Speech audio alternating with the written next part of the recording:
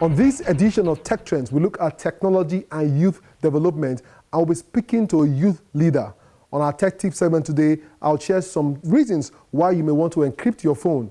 And our mobile app of the week simply reminds you to drink enough water. Finally, we'll be rewarding some of our viewers on the giveaway segment.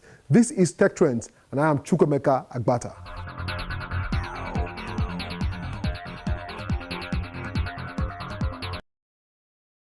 Apple Incorporated has been ordered by the court to help the U.S. government unlock the encrypted iPhone of one of the San Bernardino shooters.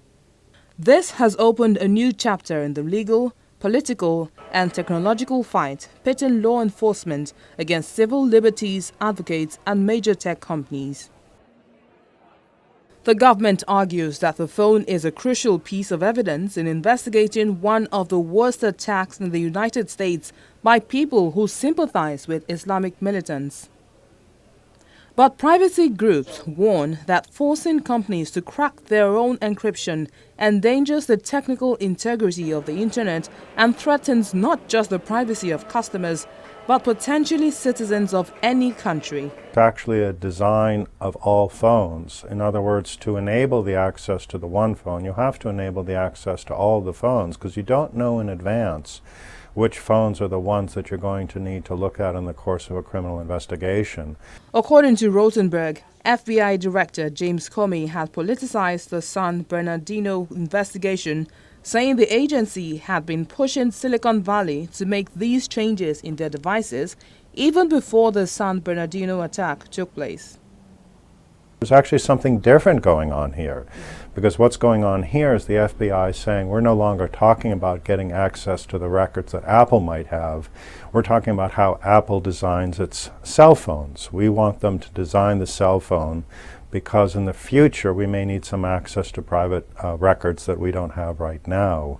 However, the issues behind the current court order on Apple go beyond the widespread data mining disclosed by former U.S. contractor Edward Snowden, who had leaked details about the U.S. government's massive surveillance programs. A federal judge in Los Angeles had ordered Apple to provide reasonable technical assistance to investigators seeking to read the data on an iPhone 5C that had been used by Rizwan Farouk along with his wife Tafshin Malik, which killed 14 people and wounded 22 others on December the 2nd in San Bernardino, California. Both were killed in a shootout with police. Most technology security experts, including many who have served in government, suggested that there should be technical efforts to provide government access to encrypted devices.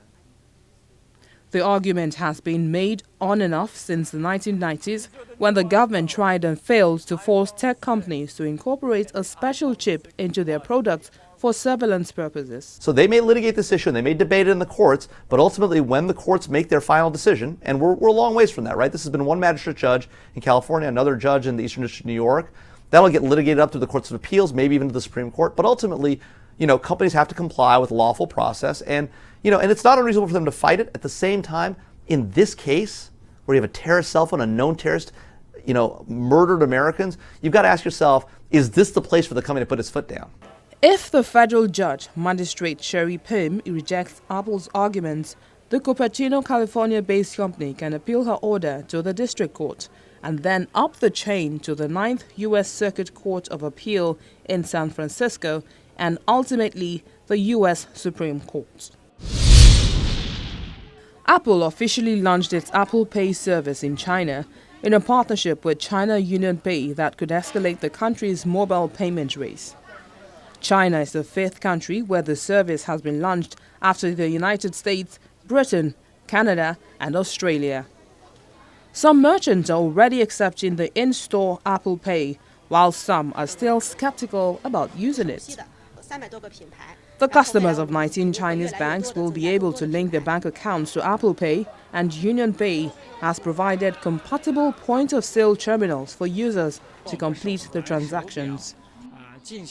Last year, 620 million people in China, or 90.1% of the nation's internet users, used a smart device to go online, according to the China Internet Network Information Center. The potential market for Apple Pay is huge, as 358 million people used the mobile payment service last year, according to Cynic data.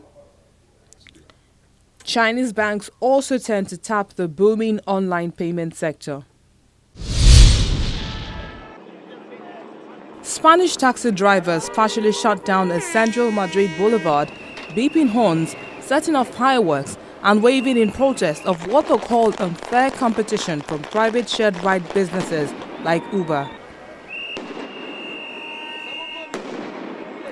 Uber and similar services facing protests worldwide for offering to match private vehicle owners with customers seeking a lift cannot currently run in Spain, while the court system decides their legal status. Madrid taxi drivers believe that big tech startup companies are set to take over their sector. President of a local taxi association, Maria del Carmen, said that Uber and other tech startup big companies will drive many to bankruptcy. Spain's regulatory agency, CNMC, is expected to pass a ruling which will loosen regulation and open the transport service to greater competition.